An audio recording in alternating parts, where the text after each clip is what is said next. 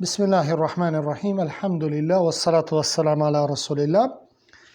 Pas një shkëputje dyjavore, inshallah po ristartojmë biidhnillah. Në dersin e kaluar kemi shpjeguar hadithin e tretë, që pejgamberi sa ka thonë kush mi garanton mua 6 gjëra unë ja garantoj xhenetin, e kemi shpjeguar.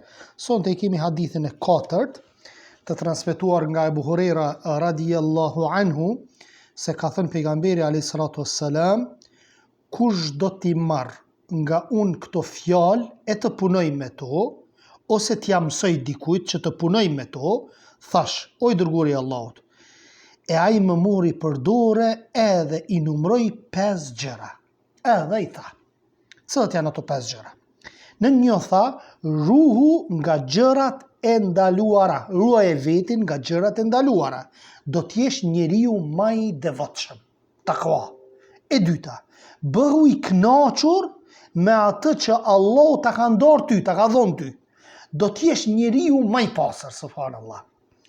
E treta thot, bëj mirë fëmijët tënd, do t'jesh mu'min, besimtar. Pastaj thot e katërta, thot dëshiroju njerëzve atë që dëshiron për veten tënde, do t'jesh musliman. Dhe e fundit thot, mos e shpeshto qeshjen, shumë mos qesh tankon me qesh, sepse të qeshurit e shumt e tepër domethënë e vdes zemrën. Kjo është hadithi tekstualisht nga Resuli alayhi salatu wassalam që këshilloi. Shpjegimi i hadithit e Ebu Hurejrës radhiyallahu anhu nga Sheikh Abdul Qadir al-Arnauti rahimahullahu ta'ala, thot fjala e tij sallallahu alaihi wasallam, ru nga gjërat e ndaluara, do t'jesh njeriu më i devotshëm. Fillimisht pejgamberi alayhi salatu wassalam e hapi hadithin në formë pyetjes. Edhe tha, kush do t'i marr nga unë këto fjalë e të punoj me to? Domethënë i pyeti në mënyrë që t'ua tërheq vërejtjen. Se kur të pyet dikonin, apo kur ta pyet xhamatin, ata ja u tërheq vërejtën të, çfarë do me thonë Muhamedi alayhis salam, apo çka po do me thonë imami apo hoxha, të cilat muslimani duhet t'i mësoj dhe të punoj me to. Me mësu fillimisht, pastaj me vepru. Dhe jo vetëm kaq, po ato patjetër duhet të mësoj edhe tjerëve, nga se dituria e dobishme është ajo dobia së cilës kalon tek tjetri. Qysh ka thonë edhe Muhamedi alayhi salatu wassalam, bellighu anni walau ayah, transmetoni prej meje qoft edhe një ajet. E mësut ju vllazni këtë hadith pejgamberit alayhi salatu wassalam. Transmeto e mësut, e praktikut. Për njëherë bëni thirrje. Është edhe ajeti wal asri innal insana lafi khusr illa alladhina amanu wa amilu salihat wa tawasaw bil haqqi wa tawasaw bis sabr. Do të thonë këshillojmë në hak, i këshillojmë të tjerët në hak. Edhe Muhammed ibn Abdul Wahhabi në 3 parimet e tij, në librin e tij, i cek ato 4 pikat, apo mas pare diturin, mas taj veprimin, pastaj thirrjen dhe në fund thot sabri, apo andaj nëse ti ke mësu vllai jam sonte një hadith pejgamberit alayhi salatu wassalam, këtë hadith transmetohet te grujat, te fëmijët, te familjarët në përgjithësi, dhe ti nuk e harron më këtë hadith të pejgamberit sallallahu alaihi wasallam, sepse edhe vetë Muhamedi alayhi salatu wassalam po thot, për cilni prej meje qoftë edhe një ajet. E ky hadith na jep të kuptojmë se muslimani duhet mësoj vetë, mi mësu pastaj të tjerët. E lidhur me këtë pejgamberi sallallahu alaihi wasallam ka thënë me një rast tjetër, thot, ai cili vjen, shiko, ai cili vjen në këtë xhami timen e nuk vjen për vetë se që ta mësoj ndonjë dobi ose t'ja mësoj dikujt tjetër, subhanallah, çfarë grade ka? E ka gradën e luftëtarit në rrugt të Allahut subhanahu wa taala. Subhanallah. Sa njeriu nuk prezanton derse vllazni. Wallahi edhe këto janë derse që kanë nëpërmjet internetit, subhanallah. Edhe kjo është një mjet, edhe kjo është një sebeb. Paramendo thot, kush vjen, thot, ai cili vjen në këtë xhami timën e nuk vjen për vetë sa ta mësoj ndonjë dobi, qëllimi është edhe më mësu dikujt tjetër, me rrugë shkon. Thot, ai është në gradën e mujahidit në rrugt të Allahut subhanahu wa taala. Shpërblim shumë i madh, subhanallah. Na e dim se çfarë shpërblimi ka mujahidi. E transmeton hadithin Ibn Majah nga Abu Huraira. Kjo ishte pjesa e parë apo këshilla e parë e Muhammedit a.s. me komentim të Sheikh Abdul Qadir al-Rautit. Realisht fillimi ishte se këshilla e parë, porosia e parë është ruhu nga gjërat e ndaluara, do të jesh njeriu më i devotshëm. Do me thonë, të kesh kujdes që mos merron haram, sepse adhuruesi i Allahut nuk është vetëm personi i cili falet, i cili agjeron, jep zekat, kryen haxhin, urdhon për të mira, ndalon nga e keqja, por se adhurimi i vërtet se ka vllazni, i bëjnë gjitha shtyllat e Islamit, mirë po nga haramat nuk largohen. Ndërsa hadithi po thot, ruaju nga gjërat e ndaluara, nga haramat. Do të jesh njeriu më i devotshëm. Takwa. Dhe thot të kesh kujdes të mos biesh në haram, sepse adhuruesi i vërtet kush është? Ai i cili largohet nga haramet. Nuk është vetëm ai i cili fal namaz, jep zekat, shkon në haxh, gjitha këto gjëra shtyllat e Islamit i bën. Jo, adhuruesi i vërtet është ai i cili largohet nga haramet. Thot nga vrasja e të cilën e ka ndaluar Allah subhanahu wa taala të vritet një person, përveç se me të drejtë, nga moraliteti, nga zinaja, pirja e alkoolit, pijedese, nga kamata, kumari, dhe ai i cili largohet nga dëmtimi i njerëzve, mi fy njerëzit, mi mallku njerëzit, mi acënu nderin e tyre. Prandaj njeriu adhuruesi vetëm në këtë kuptim është që ka në hadith pejgamberit alayhi salatu wassalam, ruaju nga gjërat e ndaluara, do të jesh njeriu më i devotshëm. Domethënë të dy anë, edhe me bo vepra të mira, ato që ka po urdhërosh, po edhe ato gjëra që janë ndaluar nga Allahu dhe i dërguari i tij, mos me i vepru, atëherë do të jesh adhuruesi i vërtet dhe do të jesh i devotshëm apo takwa. Porosia e dytë, kënaqu me atë që Allahu ta ka ndarë, do të jesh njeriu më i pastër. Subhanallah. Ka njerëz me pasuri të madhe, mirë, por nuk është i kënaqur. Subhanallah. Gjithat pasuni e ka, mirë, por nuk është i kënaqur me shpirtin e tij. Çdo herë friksohet se mos po i humb pasuria. Kështu që i dërguar Allah sasam na sqaron se pasuria nuk është të kesh shumë pasuri, patundshmëri, por pasuria në bot kuptimin islam është që besimtari të jetë i kënaqur me Allah subhanahu wa taala që e ka ndarë atë furnizim për ty. E rëndësishme është vëlla jam ti bëni sebepet, merri shkaqet për me punu, pastaj pasurin leja në dorë Allahut subhanahu wa taala. Furnizimin leja në dorë Allahut subhanahu wa taala. Dikush për shembull ka banesa apo edhe kalshu banesa me qira, kom për mirë kom rrim në shtëpi, shetit dhe i vin parët në shtëpi. Po dikush ka, mirë po derisa ka ardhur deri te ajo pasuri, ai ka marrë shkaqet apo. Mirë po dikush punon tër ditën dhe nuk e ka atë pasurinë sikur ky që është në shtëpi dhe i vin parat. Do të thonë furnizimi vjen prej Allahut subhanahu wa taala, e rëndësishme ti merri sebepet. E pastaj të bën të pasur, të varfër, është në dorën e Allahut subhanahu wa taala, nëse ti i çon në vend urdhrat e Allahut subhanahu wa taala. Subhanallah, e postova një thënie të një dietarit më hershëm që ishte sprovuar me varfëri. Edhe thot, e prisja thot që Allahu subhanahu wa taala do të më varfronte, sepse e kam nënshmuar një të varfër.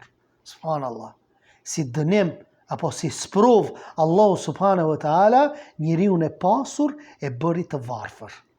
Nëse ti e ki nënshmu një person, subhanallah, nuk ke mundësi mi dhona, apo ko e diune, por mos e nënshma, mundot mos e nënshmash, sepse mundet që Allahu subhanahu wa taala me të sprovu dhe thot në gjendjen e ti me qenë. Allahu na rujt, Allahu na boft sinqert dhe Allahu na dhash sabër në këtë rrugtim. Thot pastaj çfarë? Në një rast tjetër tha, nuk është pasuri të kesh shumë mall, por pasuri është pasuria e shpirtit. Duhet të merren e të punojnë shkaqet e pastaj të mbështetesh në Allahun. Allahu i Madhërisht thot, ai është që ju a bëri juve tokën të përshtatshme, andaj ecni në sipërfaqen e saj dhe hani prej begative të tij, tek ai është kthimi. Suratul Mulk, ajeti 15. Po ashtu Muhamedi alayhi salatu wasalam ka thënë, sikur të mbështeteshit në Allahun për një mend, do të thonë një mbështetje të fuqishme, ai do t'ju furnizonte juve ashtu si që e furnizon shpendin që del herët në mëngjes, apo në kërkim i urritur, nuk ka ushqim. Kur kthehet i ngopër, subhanallah. Allah furnizon. Kështu Allah të furnizon sikur ta kishim pasur na mbështetjen në Allah subhanahu wa taala. Prandaj besimtari punon shkaqet e pastaj arrin ato që është caktuar dhe kënaqet me atë që Allahu ja ka ndarë dhe ja caktuar, dhe kjo është pasuria e vërtet në Islam. Më thonë, nuk mërzitet me një aspekt. Një ditë ka punë më shumë, një ditë më pak. Apo, për shembull, ata që mirën me tregti e din këtë punë. Naj muj për shembull rritet shumë, apo tyra ka shumë, naj muj më pak. Më thonë, kjo është në dorën e Allahut subhanahu wa taala, dhe ti e rëndësishme është që të bësh shkaqet. Porosia e tretë, thot bëj mirë fqinjit tënd, do t'jesh besimtar. E ka lidh çështjen e imanit me çka? Me fqinjin. Ti bësh mirë fqinjit është prej çështjeve në të cilën ka ardhur Islami, edhe to i ka nxitur Kur'ani, ka thirrur pejgamberi alayhis salam, saqë i ka thënë Xhibrili vazhdimisht më porosiste për fqinjen, saqë mendova që do ta bëj trashëgimtar timin Buhariu dhe Muslimi transmetojnë hadithin. Aq shumë e ka porosit për fqinjen, sa që mendonte Muhamedi alayhis salam që ka me bë trashëgimtar fqinjen. Subhanallah. Allah i madhërisht më thot, adhurojnë Allahun dhe mos i shoshoni në adhurim asgjë, dhe do të thonë mos i bëni shirk Allahut, dhe me prindërit silluni me mirësi, e edhe me të afërmit, jetimët, të varfrit, fqinin e afërt, fqinin e largët, dhe me shoshrusin që e ke pranë. Suratu Nisa, ajeti 36. I dërguari Allah sa ka thënë, ai që beson Allahun, ai që i beson Allahut dhe ditës së gjykimit, le t'i bëj mirë fqinjit të vet. Shiko, ai që i beson Allahut dhe ditës të fundit gjykimit, thotë le t'i bëj mirë fqinjit vet. Po ashtu, ai gjithashtu ka thënë, ai që beson Allahut, ai që i beson Allahut dhe ditës së gjykimit, mos ta shqetësoj fqinjin e vet. Mos ta shqetësoj fqinjin e vet, Buhariu dhe Muslimi. Po ashtu ka thënë Muhamedi alayhis salam, fqinji më i mirë tek Allahu është ai që është më i dobishmi për fqinjin e tij. Tirmidhiu sahih. Subhanallah. Pastaj thot pasha Allahun nuk ka besuar. Pasha Allahun nuk ka besuar. Pasha Allahun nuk ka besuar. 3 herë. I tham, kush është i dërguari i Allahut? E ai tha, ai prej të këqijave të cilët nuk është i sigurt fqinji i tij. Mirë për fqinjen për komshiun i cili është i keq, apo që sillet keq me ty, ose ti sillesh me fqinjen. Edhe ka në hadith pejgamberit alayhis salam që fqinji i mirë, apo shtëpia mirë, gruaja mirë, makina mirë, gjitha këto gjëra kanë ardhur në hadithe të pejgamberit alayhis salam. Vallahi ta bën ferr jetën me pas një fqin të keq, subhanallah.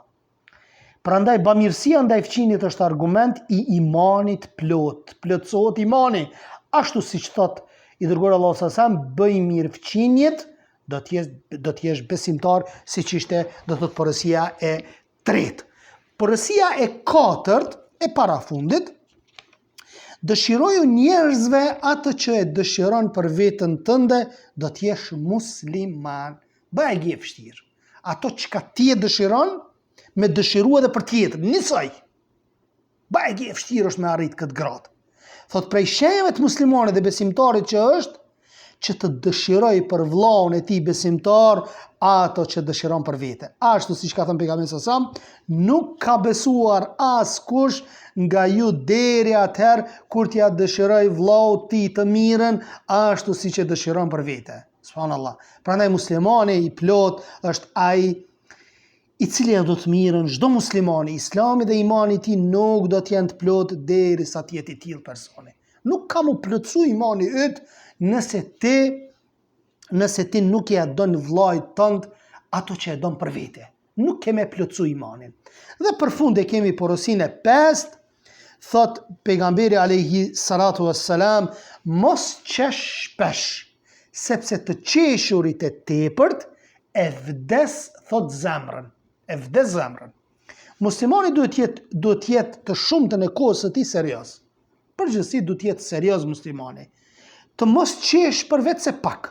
të mos tallet përveç ndonjëherë dhe atëherë kur të tallet ta thotë vetëm të vërtetën. Të tallet është për qëllim domethënë hajgare me lut me një aspekt që na herë lejohet se na njerëz jemi, por se me thonë të vërtetën. A ki vret për shembull njerëzit e thonë gënjejnë edhe pse e din ato që e ki përballë apo vëllezërit e din që jetu rrajt, mirë po për mi bo njerëzit me qish. Kjo është ndaluar në Islam. Krejt e din që është rrajnë kjo. Mirë po i bon njerëzit për të qeshur. Dhe kjo është ndaluar në Islam.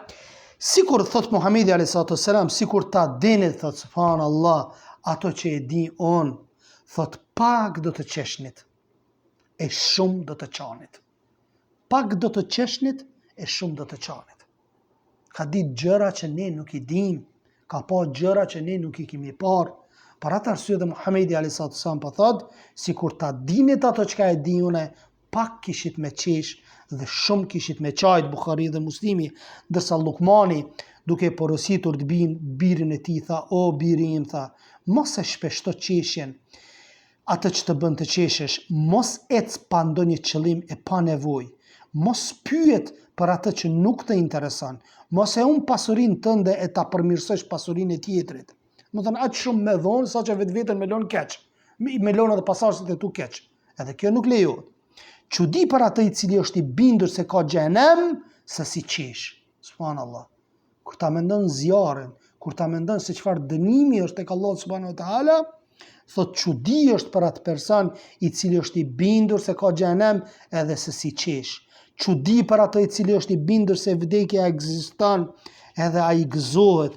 Çudi për atë i cili është i bindur në caktimet e Zotit se si lodhet e mundohet. Çudi për atë i cili e sheh këtë botë dhe trazirat e saj me botën e saj se si është i qetë dhe i sigurt në të.